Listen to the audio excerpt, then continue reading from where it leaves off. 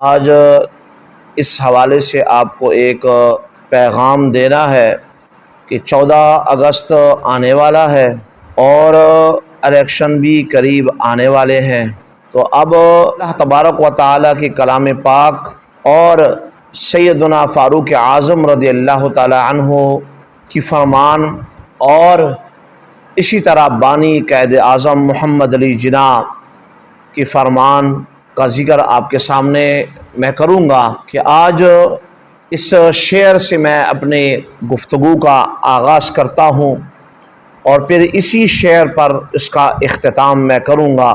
شاعر کہتا ہے، شکوہ کس کس سے کرے سب ہی ستم گر نکلے۔ پھر آگے فرماتے ہیں، نئے دشمن تو پرانے سے بھی بڑھ کر نکلے۔ شکوہ کس کس سے کریں سب ہی ستم گر نکلے، نئے دشمن تو پرانے سے بھی بڑھ کر نکلے۔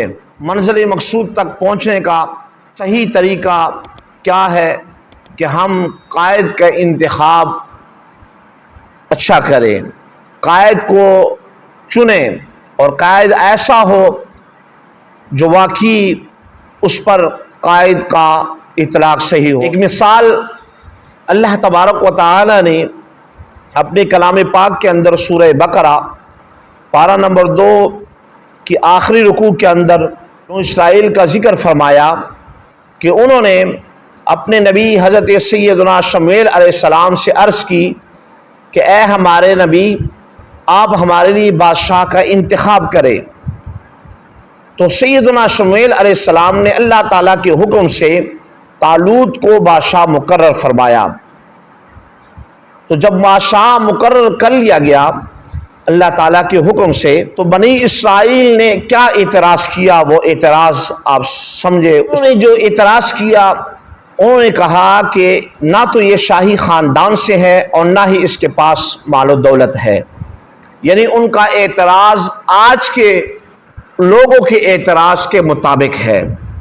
آج بھی خاندان کو دیکھا جاتا ہے، مال و دولت کو دیکھا جاتا ہے، لیکن اللہ تبارک و تعالی نے اپنے نبی علیہ الصلوۃ والسلام کو یہ فرمایا کہ اپنے امتیوں کو یہ کہیں کہ بے شک اللہ تعالی نے تمہارے لیے چن لیا ہے طالوت کو۔ کیوں؟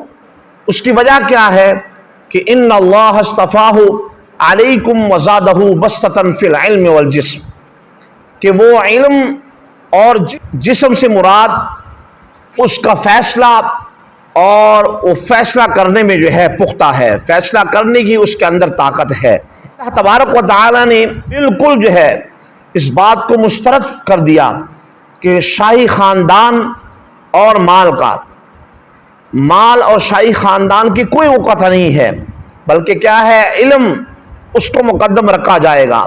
پھر اس کے اندر فیصلہ کرنے کی طاقت کتنی ہے اس کو دیکھا جائے گا۔ یہ جو ہے بات ہم نے اس کو اوپر رکھنا ہے۔ ہم کیا کر رہے ہیں، ہم نے خاندان کو دیکھا ہے، 75 سال سے ہم دیکھتے آ رہے ہیں کہ ہم خاندانوں کو دیکھ رہے ہیں اور مال و دولت کو دیکھتے ہیں، جس کی وجہ سے آج ہم ترقی نہیں کر پا رہے۔ ہم وہیں کے وہیں کھڑے ہوئے ہیں، وہیں کے وہیں جو ہے ہم رہ رہے ہیں، ہمیں جو ہے منزل نہیں مل رہی، کیونکہ ہم نے کیا کیا ہے کہ قائد کا انتخاب خاندان اور مال و دولت سے کیا ہے۔ اگر ہم علم کو مقدم کرتے اور اس کے فیصلے کو سامنے رکھتے تو پھر کبھی بھی ہمیں یہ دن دیکھنے نہ پڑتے۔ تو اللہ تبارک و تعالی نے اپنے نبی علیہ الصلوۃ والسلام سے کے ذریعے سے آپ کی امت اور پھر قیامت تک آنے والے لوگوں کو یہ پیغام دیا۔ سورہ بقرہ آیت نمبر 247 کے اندر اس کا تذکرہ موجود ہے۔ سیدنا فاروق اعظم رضی اللہ تعالیٰ عنہ کے خادم حضرت اشرف رحمۃ اللہ تعالی علیہ فرماتے ہیں کہ ایک مرتبہ سیدنا فاروق اعظم رضی اللہ تعالیٰ عنہ گھر کے اندر دوستوں کے ساتھ بیٹھے ہوئے تھے، تو ان سب سے یہ پوچھا کہ تم اپنی اپنی خواہشوں کا ذکر کرو۔ تمنا کے الفاظ ہے کہ اپنی اپنی آرزوؤں کا ذکر کرو۔ تو ایک نے کیا آرزو کی، اتمنا لو ان ھذا الدار مملوءۃ ذھبا انفقہ فی سبیل اللہ واتصدق، میری آرزو ہے کہ گھر سونے سے بھرا ہوا ہو اور میں وہ تمام سونا اللہ تعالیٰ کی راہ میں خرچ کر دوں۔ دوسرے صاحب نے کہا اتمنا لو انہا مملوءۃ زبرجدا وجوہرا فانفقہ فی سبیل اللہ واتصدق، میری تمنا یہ ہے کہ یہ گھر موتیوں سے بھرا ہوا ہو اور میں ان سب کو راہ خدا میں صدقہ کر دوں۔ سبحان اللہ، کتنی پاکیزہ آرزوئیں تھی، لیکن سیدنا فاروق اعظم رضی اللہ تعالیٰ عنہ کچھ اور چاہتے تھے۔ آپ کی تمنا کیا تھی؟ آپ نے پھر اپنی تمنا کا اظہار کیا، کس طرح کیا وہ بھی آپ سماعت فرمائے۔ آپ نے فرمایا اتمنا لو انہا مملوءۃ رجالا مثل ابی عبیدۃ بن الجراح ومعاذ بن جبل وسالم مولا ابی حذیفہ وحذیفۃ بن الیمان فاستعملہ منہ فی طاعت اللہ۔ فرمایا میری تمنا یہ ہے کہ یہ گھر افراد سے بھرا ہو، وہ تمام افراد میں سے کون کون سے افراد ہو؟ ابو عبیدہ بن جراح، معاذ بن جبل، سالم، حذیفہ بن یمان رضی اللہ تعالیٰ عنہ جیسے افراد ہو، تاکہ میں ان سے دین کا کام لوں۔ مثلا ایک سے کہوں کہ آپ مجاہدین کی کمان سنبھالے، دوسرے سے کہوں کہ آپ قاضی بن جائے، تیسرے کو دین پڑھانے پر مقرر کروں، چوتھے کو سماجی خدمت پر مامور کروں، اور اسی طرح جو ہے سارا نظام ان افراد سے میں جو ہے چلاؤں کہ جو افراد واقعی اس چیز کے حقدار ہو۔ پھر آپ نے وظیفہ مقرر کیا اور غلام کو بھیجا، کہا کہ جا کے دیکھنا کہ میرے یہ جن کا انتخاب میں نے کیا ہے یہ کیا کرتے ہیں۔ تو جب غلام گیا انہوں نے وہ سارا پیسہ ان کو دیا جو وظیفہ آپ نے مقرر کیا تھا، تو جیسی وہ وظیفہ انہیں ملا تو انہوں نے اللہ کی راہ میں سب کا سب خرچ کر دیا۔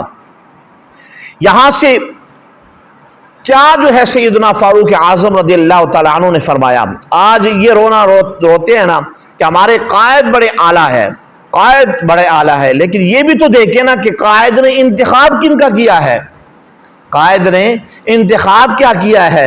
قائد نے تو ان لوگوں کا انتخاب کیا ہے جو پہلے اس ملک کے ایک ایک چیز کی اینٹ انہوں نے بجا دی۔ تو یہ کیسا قائد ہے؟ قائد تو سیدنا فاروق اعظم ہے کہ جن کا انتخاب بھی اعلیٰ ہے۔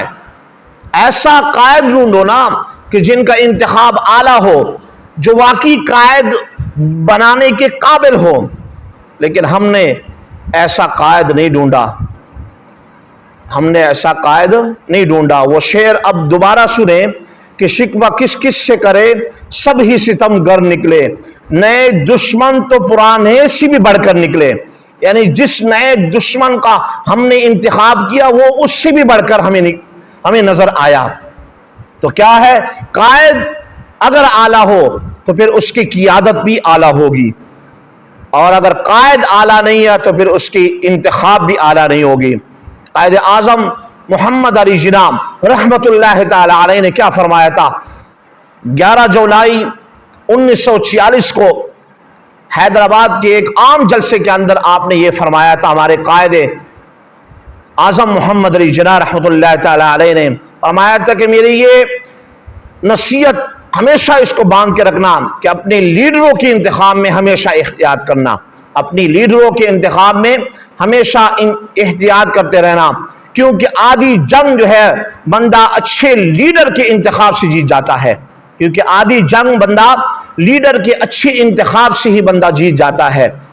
فرمودات قائد اعظم روش روشن صفحہ نمبر 41 پر جو ہے یہ بات آپ نے فرمائی ہے۔ تو قائد اعظم محمد علی جناح نے بھی اس بات پہ زور دیا کہ اب ہمیشہ اپنے قائدین کے انتخاب میں جو ہے وہ احتیاط کرتے رہنا۔ آج ہم اس وجہ سے جو ہے وسائل بھی ہے، بنو اسرائیل نے جو کہا تھا نا کہ وسائل ہوں اور شاہی خاندان ہو، اللہ تعالیٰ نے اس کو مسترد کر دیا، اور تاریخ اسلام کو اگر پڑھیں تو اس سے بھی ہمیں یہ نظر آتا ہے کہ وسائل کا کوئی بھی جو ہے وہ اس چیز کے اندر دخل نہیں ہے۔ سب سے پہلے لیڈران کا انتخاب، لیڈر اچھا ہو پھر اس کا انتخاب اچھا ہو تو خود بخود ہی بندہ اپنی منزل تک پہنچ جاتا ہے۔ اور بہت سارے جو ہے مسائل اس کے حل ہو جاتے ہیں۔ ہماری وجہ یہ ہے کہ ہم نے آج تک انتخاب اچھا نہیں کیا، آج تک ہم نے انتخاب اچھا نہیں کیا۔